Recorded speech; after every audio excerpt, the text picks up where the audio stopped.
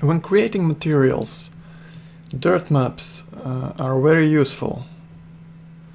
By dirt maps I mean images that look something like this. They are basically black and white and have some random, scratchy, dirty, bumpy patterns. These images can be used in various ways. You can use them as bump maps, you can use them in the glossiness slots, in the reflection slots. You can use them as mix maps to bring some texture variation to your material. They are really great for bringing some realism to your V-Ray materials, because in real world there are no clean and perfect materials. So images like these will help you a lot. Now I'm going to show you how to make something like this. So let's go to the Google image search.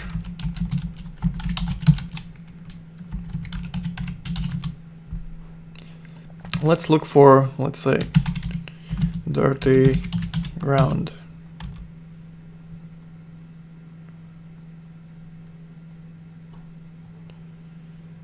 Make sure you're searching for large images, and whenever you see something that might work, for example this one,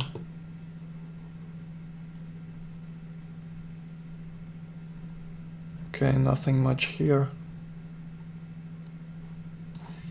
Let's look for dirty walls. Okay, this is looking better. Okay, I like this one. This has an interesting pattern. And this one's great.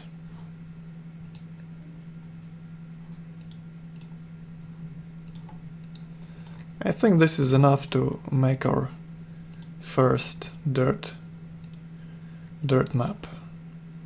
So let's wait for the images to load and go to the Photoshop.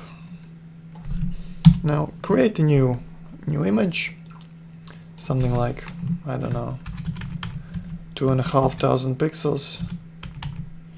Make sure it's square, so it's easier to tile. You set square texture coordinates in 3D Max and don't have to worry about the texture stretching. So let's get started. First, let's copy this one and paste into our image.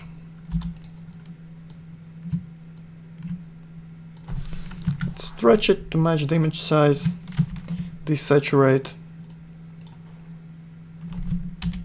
and use the levels adjustments to give it some more contrast.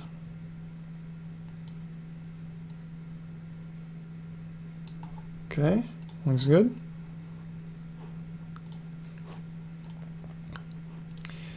Now let's use this one. Copy it, paste,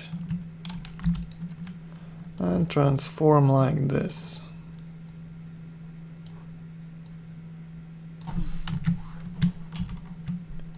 Desaturate.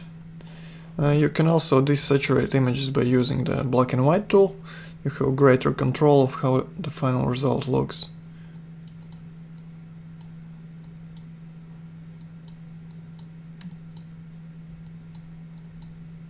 Like this.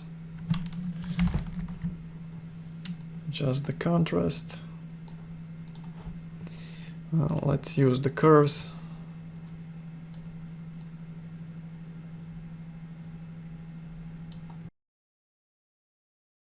I'm not looking to create anything particular. I'm just trying to create an interesting image that might be used for material creation.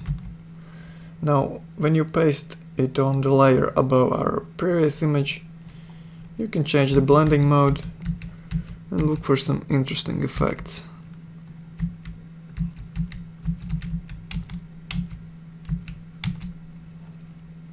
I like this one.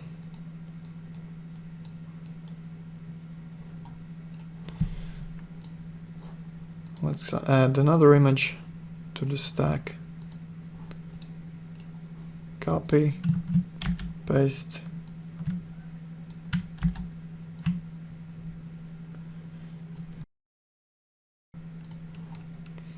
paste again, and let's use the eraser tool.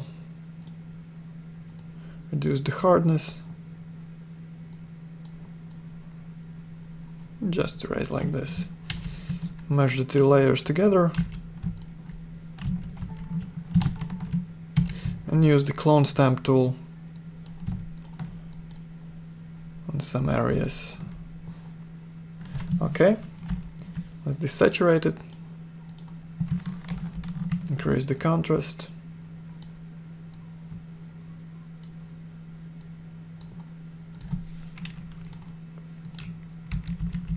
And let's try some layer blending modes.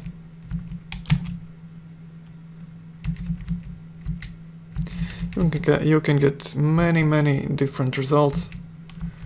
There's the possibilities are endless, basically. You need just a few textures, and you can create a ton of these dirt maps.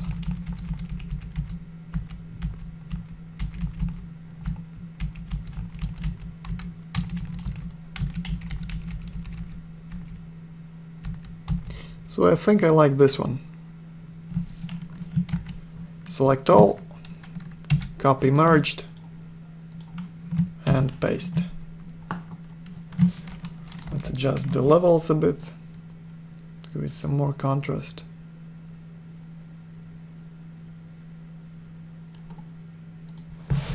This is great for simulating old materials, something that is scratched, has imperfections, like antique wood or antique paint, or some stones or whatever, worn tiles. Okay, we have our basic texture. Now let's make it tileable. Use the offset filter again. Let's offset it by half of the image size. Okay. And now just use the clone stamp tool. You want to get rid of the seams.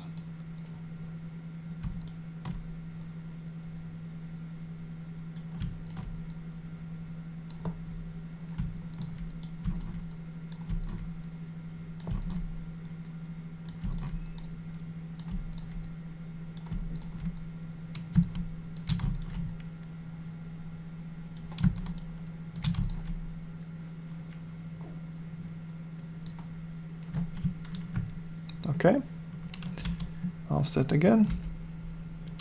Looks like there are no more seams anymore, and we are ready to save it.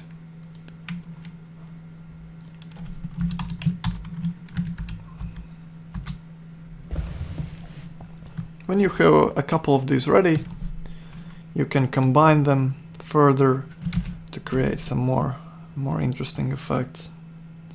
For example, I'm going to open another one, copy it, paste over this one, adjust the size,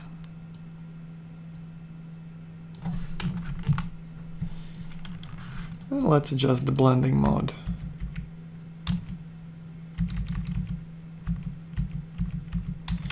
You can get results with very few dark patches, you can get results with very dark patches.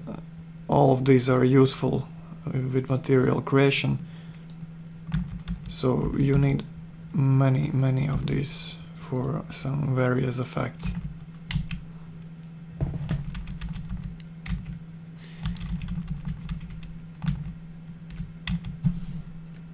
Let's make one with fewer dark patches. Give it a bit more contrast. Perfect.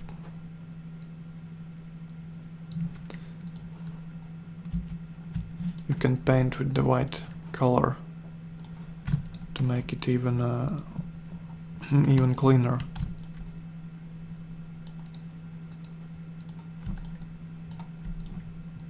Just randomly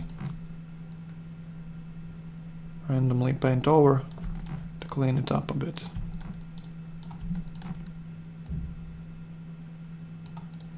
You can use different brushes.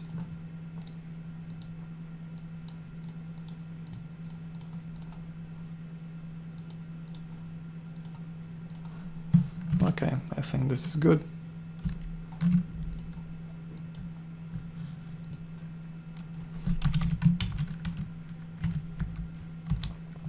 So spend some time making these dirt maps. They will be very useful. I will show you how to use them in some practical examples later on.